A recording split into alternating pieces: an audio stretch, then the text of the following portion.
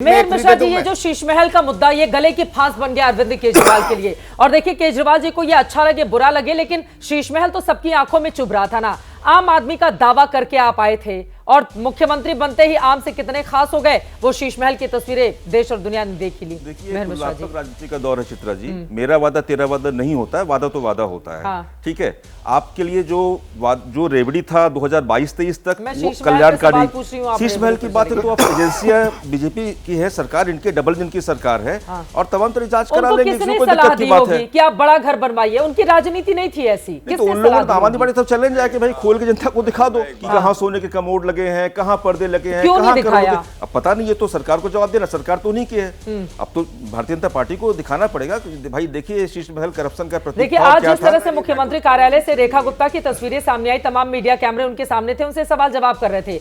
इसके पहले रेखा गुप्ता या फिर उनकी पार्टी की ओर से कहा जाता रहा कि वहां से भाई एक वीडियो रिकॉर्ड करके भेज दिया जाता था और वही लगातार चलाया जाता था, ये भी उनकी ओर से कहा गया है। मेहर मिश्रा जी, चक्कर क्या है ना कि अभी कुछ दिन पहले एक आया वीडियो, 2 दिन पहले की बात है, जहां पर पटपड़गंज के विधायक दिखा रहे हैं, देखो सब कुछ चोरी हो गया, यहाँ से चुरा कर ले गए। मनीष सिसोदिया का पहले ऑफिस था, बाद में तहकीकात मालूम चला कि भाई पीडब्ल्यूडी को सामान वहां था ही नहीं, जो समर्थकों को सामान लगवाया वो हटा के ले गए। तो झूठ के खेल पे राजनीति बहुत दिन तक चलती नहीं है, मेरा मानना है। रहा सवाल भ्रष्टाचार किसी का हो, जीरो टॉलरेंस होना चाहिए। वॉशिंग मशीन वाला कोई खेल तो इस देश के अंदर नहीं हो सकता है ना कि मेरी वॉशिंग मशीन में जो आए मैं नहा के उसको कर दूं भैया तू करप्ट नहीं है। अरे लेकिन जब अन्ना का आंदोलन कर रहे थे अरविंद केजरीवाल, उस समय तो आम जनता इसलिए उनसे जुड़ी थी ना, क्योंकि वो राजनीतिक चेहरा नहीं थे।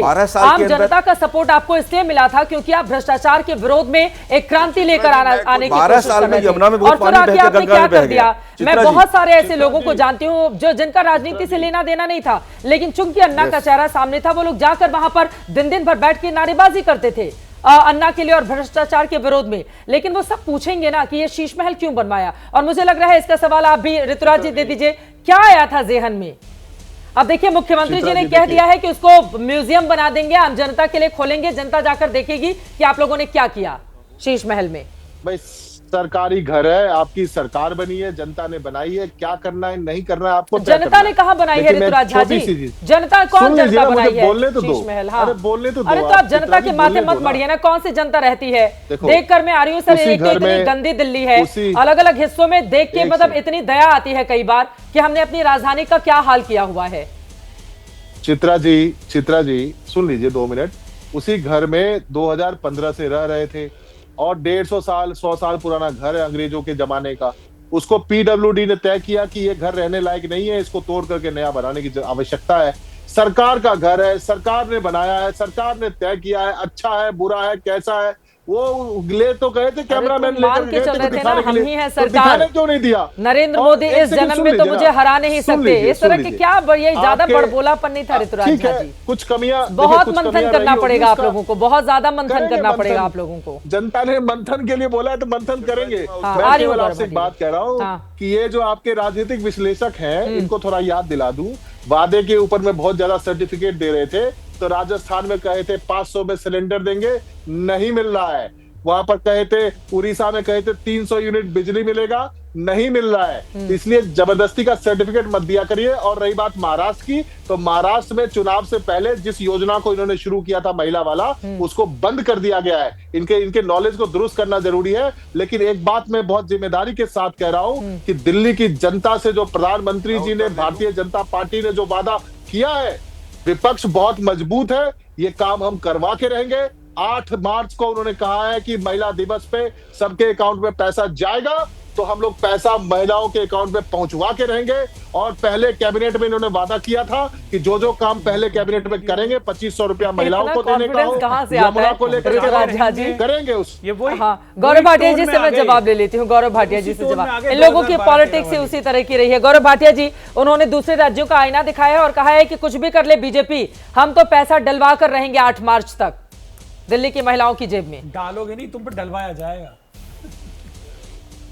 अब थोड़ा ध्यान दें। सबसे पहले देखिए, उनकी ताकत का परिचय ये है चित्रा जी की पंजाब में उनकी सरकार है, 1000 रुपए आ रहा है, महिला दिवस दे दें। हमारी ताकत और हमारी विश्वसनीयता का परिचय ये है, मैं आपसे कह रहा हूं मोदी जी की गारंटी है एक एक वादा पूरा होगा। देख लेंगे किसका वादा पहले पूरा होता है, दोबारा आपसे रूबरू तो होंगे ही, ये मुझे यकीन है। दूसरी बात, हमारे वादों की कर रहे हैं, मध्य प्रदेश में 1250 रुपए महिलाओं को मिल रहा है, 1,30,00,000 महिला लाभान्वित हो रही है। महाराष्ट्र में 1250 रुपए की बात हुई, 2,40,00,000 महिलाओं को मिला, स्कीम बंद नहीं हुई है, गलत बता रहे हैं। छत्तीसगढ़ में 1,000 रुपए 70 लाख महिला लाभान्वित हुई। ये तो वादा करने की बात हुई, लेकिन बड़ी बात क्या है, वो टोपी गायब हो गई, वो मफलर गायब हो गया, वो वैगनार गायब हो गई। अब अरविंद केजरीवाल क्या गायब हो जाएंगे? क्योंकि देखिए इनकी आदत है, इसकी टोपी उसके सर। पहले कहते थे कोविड के समय में दिल्ली में इसलिए बेड नहीं है, ऑक्सीजन नहीं है कि यूपी बिहार के लोग आ रहे हैं। फिर पूर्वांचली वोट चाहिए था तो वो अच्छे हो गए। हवा का प्रदूषण कहा पंजाब में पराली जलने से होता है। जब सरकार इनकी बन गई तो कहने लगे नहीं पंजाब की वजह से नहीं, ये पूरे उत्तर भारत की दिक्कत है। और तीसरा, यमुना साफ करने पे हरियाणा जहर मिला रहा है। चित्रा जी, कोई मुख्यमंत्री चाहे किसी पार्टी का हो, अपने नागरिकों की जान जहर मिला के खतरे में डालेगा क्या? ये ओछी घटिया राजनीति है। ये झाड़ू इनके दिमाग पे चलना चाहिए, क्योंकि इनकी मंशा ही अच्छी स्वच्छ राजनीति करने की नहीं है। और मैं पुनः कहता हूं, एक एक वादा पूरा होगा। कैबिनेट मीटिंग अभी हो रही है, एबीपी चैनल दिखाएगा जो भी फैसले लिए जाएंगे जनहित में होंगे और ऐतिहासिक होंगे। जल्दी से मैं आ रही हूँ ऋतुराज जी, जल्दी से स्टूडियो में है, 2 लाइन में कुछ अपनी बातें रखना चाहते हैं। चित्रा जी, एक बात बार बार कही जाती है और मैं इस बात से सहमत हूँ कि कोई भी व्यक्ति जो भ्रष्ट था उसको अपनी पार्टी में लेने पर ये वॉशिंग मशीन कही जाती है। तो मेयर जी, आप ये बताइए, शरद पवार से लेकर मुलायम सिंह यादव, लालू यादव, सोनिया गांधी, शीला दीक्षित, इन सबके साथ अलायंस पार्टी में नहीं मिलाया, उनके साथ मिलकर के चुनाव लड़ लिया। वो कौन सी वॉशिंग मशीन है? वो ड्राई क्लिनिंग है क्या? वो ठीक है, जल्दी से एक लाइन में ऋतुराज जी। वो ड्राई क्लीनिंग है, वो ड्राई क्लीनिंग है, वो ड्राई क्लीनिंग है, वो ड्राई क्लीनिंग गलत है। चित्रा जी, वो तो अकाउंट नंबर तक बता दिया था। गौरव, एक सेकंड सुन लो ना। गौरव भाटिया जी ने कहा कि हवा में प्रॉब्लम है। अरे भैया, हवा और पानी किसी एक राज्य का मात्र विषय नहीं होता है। आप देखेंगे तो पूरे नॉर्थ इंडिया में पोल्यूशन एक समस्या है।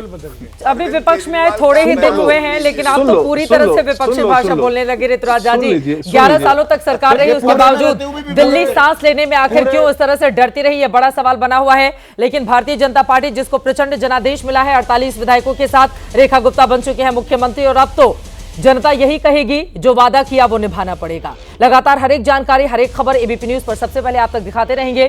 थोड़ी देर में रेखा गुप्ता अपने पूरे मंत्रिमंडल के सहयोगियों के साथ यमुना में आरती के लिए पहुंचने वाली हैं, वो तस्वीरें भी पहुंचाएंगे। दुनिया बदल रही है और ये भारत के लिए ला रही है इन्फिनिट अवसर, जिसे हम कहते हैं minute infinite. Ideas of India के मंच पर समझे इसी मिनट इन्फिनिट को 21 और 22 फरवरी abplive.com पर।